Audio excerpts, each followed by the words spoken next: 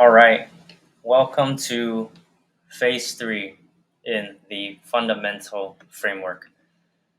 I'm your host, Willis. We're continuing with the integrated masculine. Where have we been? So we've been through our inner journey, our divine consciousness.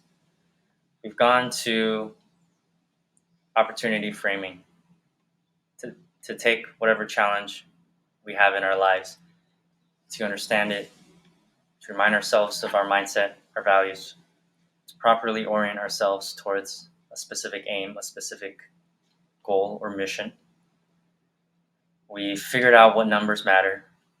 We've taken time to think about our opposition, how we can come up with an exploitation plan to overcome any antagonistic forces. We've gone over the DSS method from Tim Ferriss to come up with a course of action. And now it's time to act. It's time to execute. All right? This is the doing portion now. So, the science of achievement. It is what we do, not our gifts, that matters most in our life. Right? We all have potential. We all have things we could be or could do. But what matters is what we actually accomplish. Success isn't something that happens to us, it happens because of us. The world doesn't owe you anything. You're not entitled to anything. We all have the responsibility to create the reality we wish to experience. That means we need to translate our inner world into our outer world. Collins and Hansen, so I've got a book, Great by Choice. So what they found with thriving companies as one of the key components is discipline and consistency. Not innovation, not creativity, not flexibility, discipline and consistency.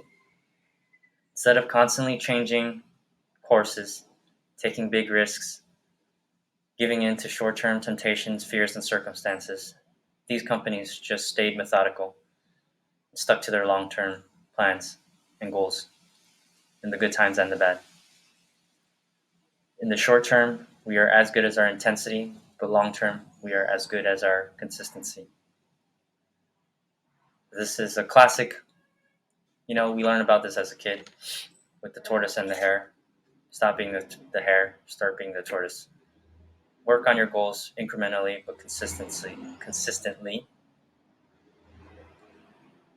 and allow time to be your ally. A lot of us overestimate what we can do in a year, but underestimate what we can do in 10.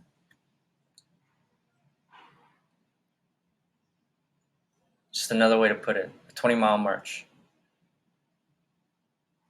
So I believe there was a race to the South Pole between Scott and Amundsen. I forgot who was who. One team based their daily progress on the weather, basically, or how they were feeling. So if the weather was great, bright and sunny, they would go as far as they could. And on days where it was windy, snowy, cold, they were tired, they'd rest, take a day off, and try to make up. They were the hare, basically. Whereas the other team just did 20 miles every single day. Stayed consistent. Doesn't matter how they felt. Doesn't matter what the weather was. If it was great, they'd go 20 miles. It only took them half a day to do it. They'd stop, they'd rest. And if it was horrible circumstances and weather, they would take longer, but they would do their 20, stop. And that was the team that won. I think the hare died, basically. So a lot of this we cover already. So we have performance markers, which is the KPIs. And so once you have your KPIs, you have to figure out what is your target, right? So let's say you're calculating them weekly. What is your target for each week? What is the minimum you are able to commit over a long period of time? And it's probably less than you think. So when I was training BJJ, which I'm still doing, but in the beginning, like everyone wants to train a lot because it's like an addicting sport. It's a whole new world. People are very intense, and then most people quit. What I realized is I went kind of like KPI from 5 to 4 to 3, and now it's like kind of 2 to 3 per week, which doesn't sound like a lot, but it's something that I can maintain consistency in, especially because it's not the only thing that I'm doing. It's not my main priority. Um, Again, we have to turn our goals into irrefutable standards.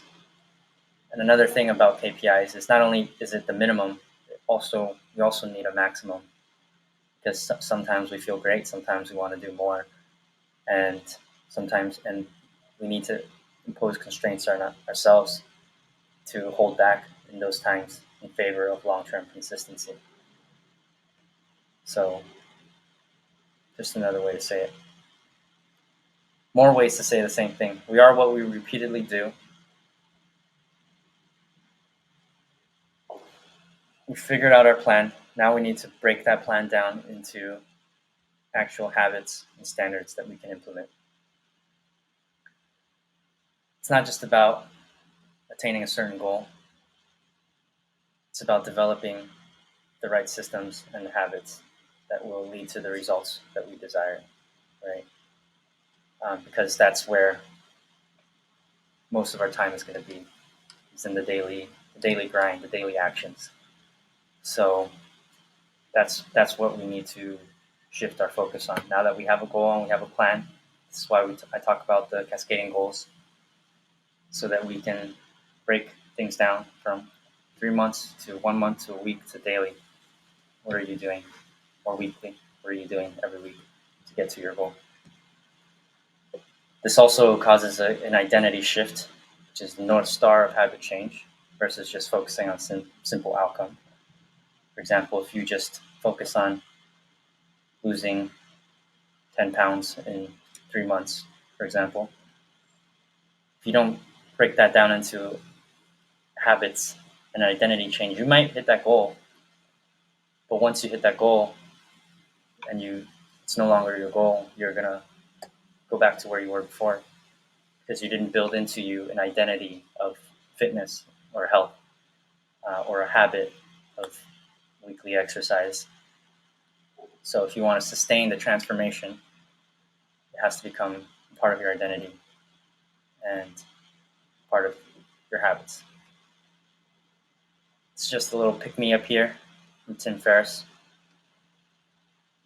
Success is achievable if you collect the right beliefs and habits. Success is replicable. And how he creates big outcomes despite his human impulses to procrastinate, nap, and fritter away his days with bullshit is by figuring out what he needs to do every single day. What task that takes 2 to 3 hours is going to move the needle forward. And these people that we look up to, these superheroes that we admire, they're weird, neurotic creatures just like us who do big things despite a lot of self-defeating habits and talk. If you're struggling, things are challenging, things take a long time. I feel that too, man. I'm writing, making videos, still not making a lot of money. It is what it is. Don't overestimate the world and underestimate yourself. You're better than you think. You're not alone. It's easier to do the unrealistic than the realistic due to the collective insecurity of the world. That's it. Hope we got some stuff, and the next one we'll be talking about habits.